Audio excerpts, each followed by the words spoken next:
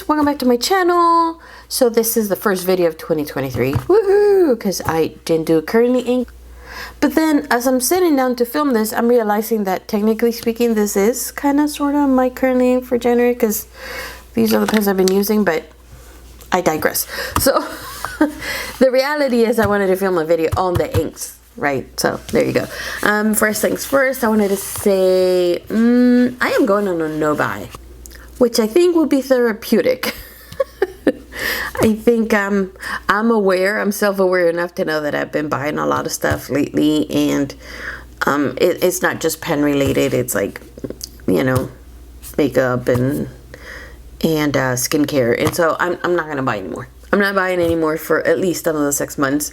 I want to get through what I have and enjoy what I have, and you know, come back to that, and then we'll try again after 6 months and see how that goes. I admire the people that say they're going on a buy and actually stick to it. Holy cow, I need to have that type of self-control. I'm gonna try. I will say that I'm only allowing myself 4 purchases for next month because it is my birthday month. So, you know, get a treat yourself. And that will be a pen, which Walton is already making. It will be an ink, which I have not decided on. A book, which I already know what book it is, and it's beautiful, and it's just going up in my tiny little bookcase. And then a perfume, which I also have not decided on quite yet. So those are the only exceptions to this no buy. But no more inks, no more notebooks, no more, just no more. You know, if I can hold out for 6 months and I'm still not feeling the itch, then I'll maybe push it longer than that. We shall see. But, you know, wish me luck. Keep me level. Don't tempt me with stuff. So anyways, this is, yeah, Wearingeul inks. I finally, Wearingeul, I think that's how you pronounce it. I finally got my hands on these. I found them on Atlas, which, thank you, Axum, for making it sound funny coming out of my mouth. But, yeah, I managed to get my hands on these, and apparently they went out of stock, and I don't even know anymore. So I got Macbeth from the William Shakespeare collection, Black Dream, I don't know if it's a particular collection, and then Half Moon with Dim Light, again, don't know if it's from a particular collection, but we're gonna swatch them. Actually, I've already swatched them for you, and I've already done writing samples for you, but because we're trying to be quick about this, we're not trying to sit here rambling for 20 minutes, right? Look how pretty. Okay, right off the bat, it's giving. It's giving. I haven't even shaken the bottle up, and it's giving. Macbeth. Look at how gorgeous that label is. All that hollow. Oh, I'm a sucker for hollow. Now, when I saw this, I was like, ooh, that looks like my Van Diemen's Twilight Mist. It's not. Does it look like Urban Amethyst? No. Yes and no. I don't have, what's it called, Imperial Violet or something like that, the new one. That may be my purchase actually for next month, come to think of it, because, you know, purple, amethyst, birthstone. We shall see. And still just no. It's, I mean, it's a very light color purple ink. Pale, it's a pale purple ink. That's what it is, not like pale. Beautiful, but pale.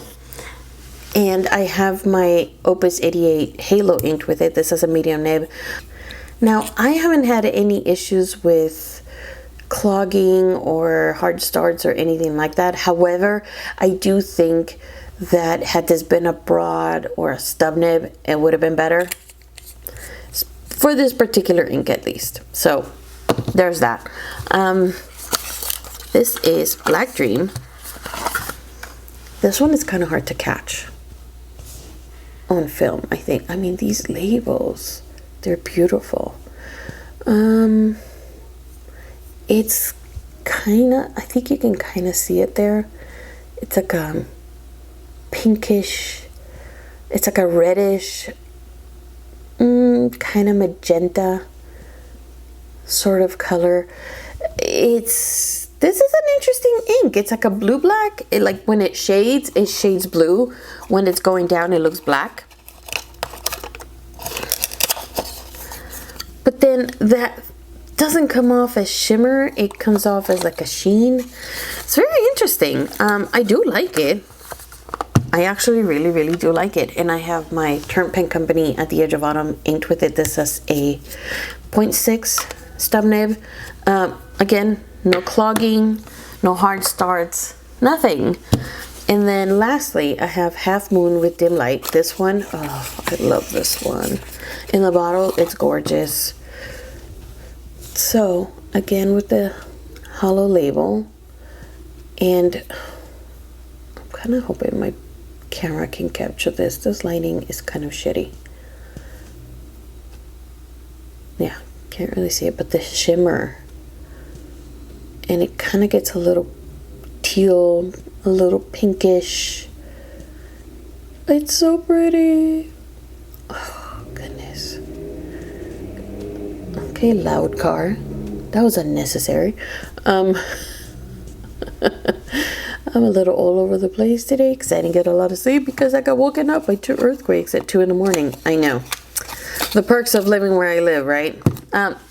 Not very strong, 3 point something, 4 point something, about 20 miles away, but still. Yeah, it wasn't the shakes that woke me. It was my perfumes on my tray, on my vanity that were rattling. Not the bed shaking or anything. So here we have my Turnt Pen Company, what? Satellite. This one though, it had, I think, either a fine or a medium nib, and it was not working at all. Just not. So I switched it for this Conklin, which I have no idea what size it is. It could be either a broad. I think it's a broad. Pretty sure it's probably a broad. That I got in some pen swap, pen purchase thing as an extra. Really glad I have it though. So, the swatches. Look at how stinking pretty. Half Moon is just gorgeous. But as you can see, the ink itself is kind of really, this is like a gray, like a green tone gray. Like an old Bruce kind of green gray. You know what I'm talking about, right? And this is just like a really pale purple. So this is why I said that this medium nib didn't really work out that well here, because I'm not getting a lot of the shimmer, just the ink. Because I mean, come on, look at that. They do have shimmer and then some. Gorgeous. And Black Dream, oh, it's hard to capture, but you just see that little almost red sheen on it. Now, this shimmer is very similar to Van Diemen's as well, in that if you rub it, you're going to end up with that dusting of shimmer in your fingers, so it will transfer from page to page, which is totally fine by me because these go in my journal anyway. So now all my pages are shimmery goodness, which is how I like it. But yeah, so my thoughts on the inks are they're very nice. I do like them. I would not choose a pen with anything smaller than a broad. I don't even think medium is good for these, unless it's like a really juicy medium, and then it's like okay. But otherwise, you gotta go up. You gotta go stub nibs. You gotta do broads. That's just my thought. But yeah, that's pretty much it for these inks, aka currently ink for January. That is it for this video on my Wearingeul inks. Yeah, if you guys have any questions, let me know down below, and I will talk to y'all in my next video. Bye.